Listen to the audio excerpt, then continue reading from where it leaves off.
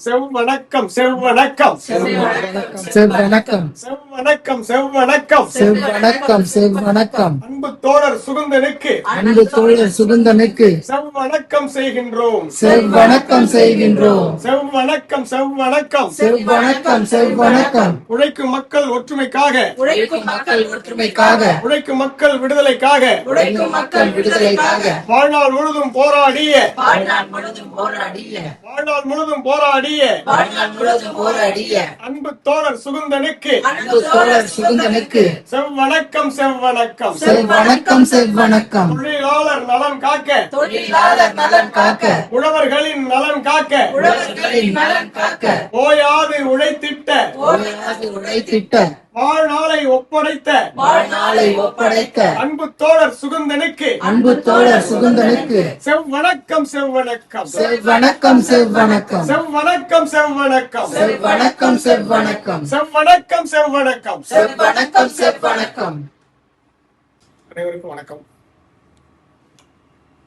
நம்முடைய அன்பு தோழர் சுகுந்தன் அவர்கள் நம்மை விட்டு பிரிந்து 3 ஆண்டுகள் ஓடிவிட்டது.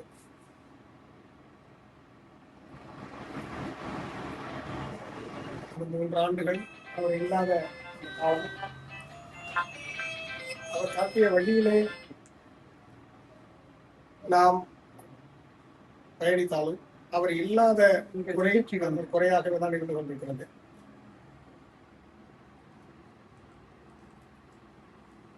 இன்றைக்கு எவ்வளவோ தலைவர்கள், அதாவது மக்களுக்காக பாடுபடக்கூடிய தலைவர்கள் நிறைய இருந்தாலும் கூட ஒரு சுகுந்தனை போன்ற தலைவர்கள் மிக அரிதிலும் அரிதானவர்கள். எப்படி என்று நமக்கு எல்லாம் தெரியும். இன்றைக்கு அரசியல் கட்சிகளிலே தலைவர்களாக வரக்கூடியவர்கள் எல்லாம்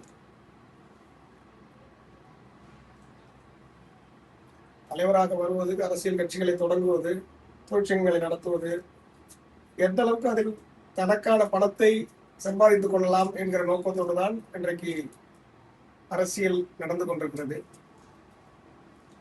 தோழர் அவர்கள் அரசியலுக்கு வந்தபோது, மக்களுக்காக பணியாற்றுவதற்காக வருகிற போது, ஒரு மிகப்பெரிய சிம்சன் என்கக்கூடிய ஒரு மிகப்பெரிய கம்பெனியிலே ஒரு நல்ல பொறுப்பிலே நல்ல சம்பளம் வாங்கி கொண்டிருந்தவர்.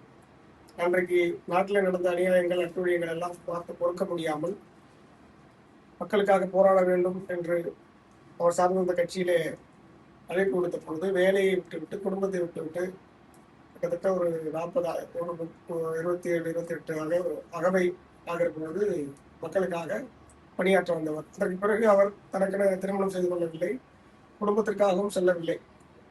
தமிழ்நாடு முழுக்க, ஏன் இந்தியா முழுக்க பல இடங்களுக்கு சென்று மக்களுக்காக பணியாற்றியவர்.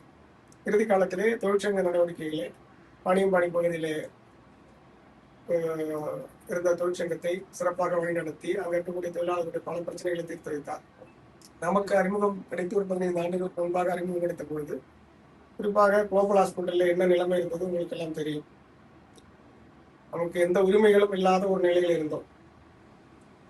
அப்பொழுது அவர் நமக்கு நம்பிக்கை அளித்து ஒரு தொழிற்சங்கத்தை உருவாக்கி அந்த தொழிற்சங்கத்தை அங்கீகரிக்க வைத்து, அதுக்கப்புறம் என்று நாம் ஒரு 4500 ரூபாய் சம்பளத்திலே இருந்த நாம் இப்பொழுது ஒரு 40,000 ரூபாய் தொடரக்கூடிய அளவுக்கு ஒரு 15 ஆண்டுகளிலே நம்முடைய சம்பள உயர்வு நடத்துகிறது என்று சொன்னால் தோழர் இல்லாமல் அது சாத்தியமில்லை.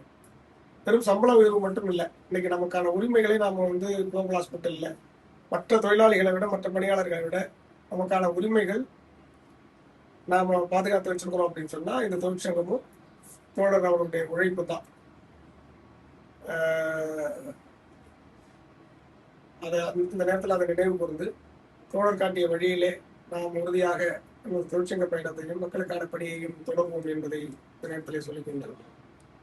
தோழர் அவர்களுக்கு அனைவரும் எழுந்து நின்று ஒரு முழக்கம் தொடங்கப்பட்டு,